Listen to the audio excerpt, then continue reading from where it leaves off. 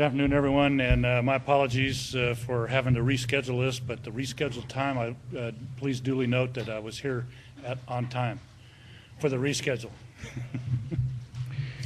And the reason I'm late and what I'd like to lead off with is I met with the family members. Pardon me? I met with the family members at 3 o'clock, hoping to be over here by 4 o'clock.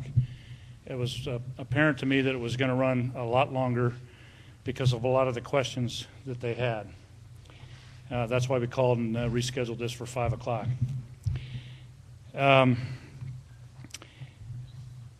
gave them a lot of the same information that I'm going to give you. The problem that they had is with, quite frankly, you. And I promised them that I would relay this information to you. This is not me talking, this is coming from the family members to you. And I would go back to a couple things that I said in a couple of briefings that we had before, and that is the sensitivity of what we're doing here. These family members are sequestered in a separate location. They're all grieving, they're hurting, and everything we say and do, they see. And if we're not sensitive to what they are feeling, it can be catastrophic. And I know that everyone in this room is sensitive to that and is paying attention to it. And I've seen your news reports, and they're all very good. But there's a couple of things that came out this morning in the Sunday paper that they were very, very disturbed at, and it took us a long time to explain it. One of them was the picture on the front page of the paper this morning of the site that was there and taken from who knows who. And I don't even know if that was the news media that was involved with the release of these photos. But we're talking to county officials, local officials. As we speak, we're talking to these folks to remind them of the sensitivity of what we're doing here. We're still recovering loved ones from a horrific accident site, and we're trying to put it to them as easy as we can, giving them as much information as we can. We're giving them everything we got. We've got care teams and our own TDA team working with them, but it's a sore and open wound. So I would like to remind you of that sensitivity. I know you're all aware of that, and I don't mean to be talking down to you or criticizing anything you're doing. I just want to give you an added reminder. Enough said. I've got an awful lot of information here, a lot of which I've promised you. I've got a lot of numbers and so forth that I'd like to pass out to you. We had a progress meeting last night, and the group chairman for each of the organizational groups that we have at the NTSB gave reports on things. Weather, nothing significant yet that I can pass out to you. Operations, we do have some crew information that we can give to you as far as experience levels. I'd like to give that at this time. The captain, I've told some of you earlier that the initial operating experience check ride that this captain had on this airplane as a captain was December of last year. Prior to that, this captain was a captain on a Saab airplane with the same airline and was upgrading to this airplane. Flying time on the captain, 3,370, can't even read my own writing, I think it's 3,379 is the total flying time of the captain. First officer was experienced as well. She had 2,244 total hours. She had 774 hours in this type aircraft. Ages, if you need that. Captain was 47 years old, and the first officer was 24 years old. Let's see, where are we? We've talked about the footprint of the airplane and its orientation. We had some more exact numbers on that, headings and so forth, but suffice to say it was northeast as I briefed you yesterday. And of course it was trying to land and doing an ILS approach to runway 23. There's been some discussion of the fact that the airplane was delayed out of Newark prior to coming to Buffalo. That's true, it was delayed. It was delayed for the high winds that were in the New York, New Jersey area. As a matter of fact, U.S. Air canceled some flights coming this direction and other directions, but the cancellations were all due to the high winds, some up to 57 miles an hour in the New York, Buffalo, or New York, Newark area.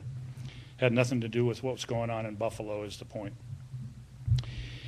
The weather information is still being compiled. What we do know is that they were, when this flight left Newark, they were told that the weather in Buffalo was light to moderate icing in the area. The visibility was 3 miles, snow and light mist. And so it was really not a bad weather day, and they chose to launch.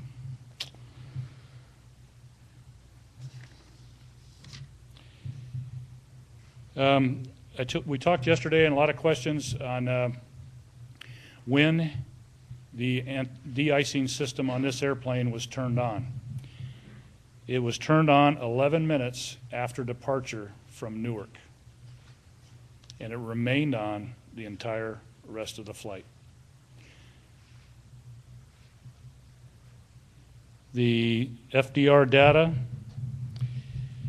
that we have on the gear down, flaps down. I said landing gear were down at 1 minute prior to the end of the recording, and the flaps came down 20 seconds after. We'd like to fine-tune that just a little bit more with a number and tell you that the flaps coming to 10 and the upset that started to happen at that point was 26 seconds before the end of the recording. And now we also saw that of course I told you the autopilot disengaged. I told you that the stick shaker activated and the the pusher. The power was advanced at this 22nd point. In there we'll also see on the flight data recorder that the power was advanced, and as a matter of fact it was put to full power to try to get some flying airspeed back.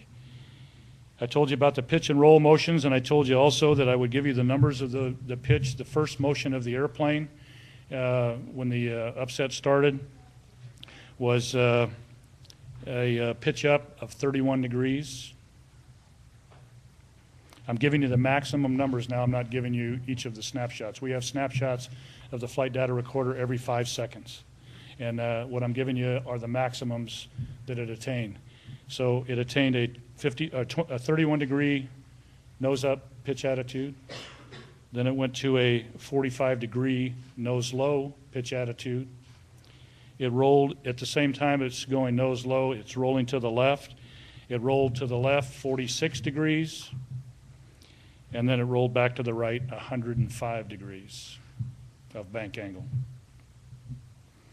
The G-forces that the flight data recorder picked up, and I can explain G-forces if anybody needs further explanation on that. Suffice it to say, as we all sit here today, we're experiencing 1 G. So you can compare that to what I'm going to give you. The range of G forces that were experienced by this aircraft were 0.75 to 2 Gs. The last plot we had on the flight data recorder was at 900 feet MSL.